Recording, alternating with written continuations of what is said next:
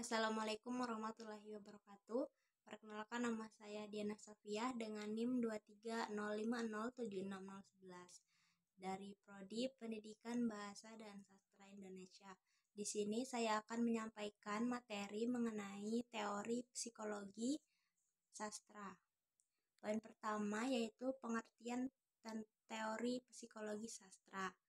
Jadi, teori psikologi sastra bersifat interdisipliner karena dibangun dari dua disiplin ilmu, yaitu psikologi atau ilmu jiwa dan sastra. Jika dilihat secara terpisah, antara psikologi dan sastra jelas sangat berbeda. Psikologi merujuk pada kajian ilmiah tentang berbagai aktivitas mental manusia yang dapat diamati secara nyata. Selanjutnya yaitu pencetus utama teori psikologi sastra adalah Sigmund Freud, yaitu seorang psikoanalisis asal Austria. Freud mengembangkan teori psikoanalisis yang kemudian diadopsi dan diterapkan dalam studi sastra untuk menganalisis karakter, motif, dan tema dalam karya sastra.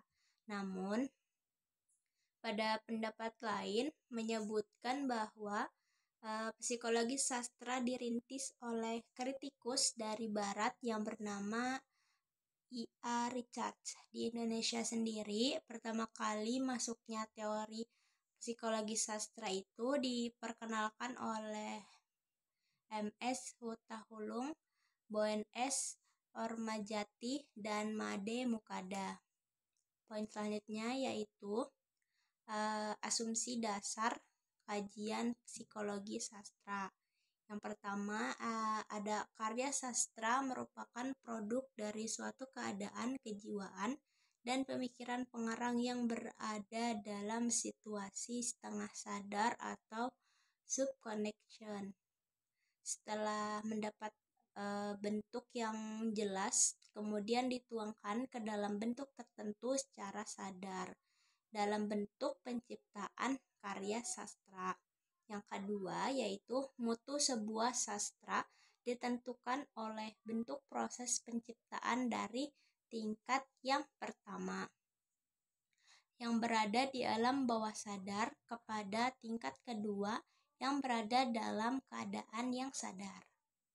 Yang ketiga yaitu di samping membahas proses penciptaan dan kedalaman segi perwatakan tokoh, perlu pula mendapat perhatian dan penelitian yaitu aspek makna, pemikiran, dan falsafah yang terlihat di dalam karya sastra. Poin selanjutnya yaitu teknik kajian psikologi sastra. Ada beberapa teknik yang umum digunakan dalam kajian psikologi sastra yaitu analisis karakter. Itu terdiri dari psikoanalisis, teori kepribadian, dan perkembangan karakter.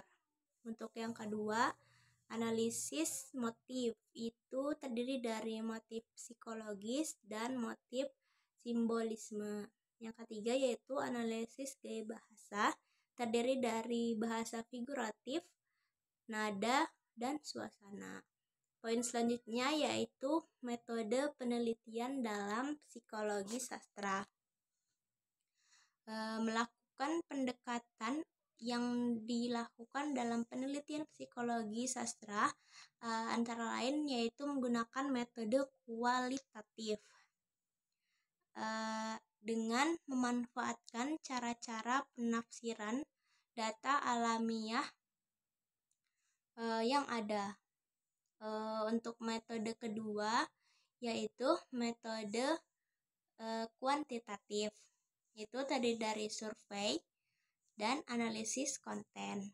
Metode yang ketiga yaitu metode analisis isi yang terdiri dari dua yaitu isi laten dan isi komunikasi. Yang selanjutnya yaitu metode formal.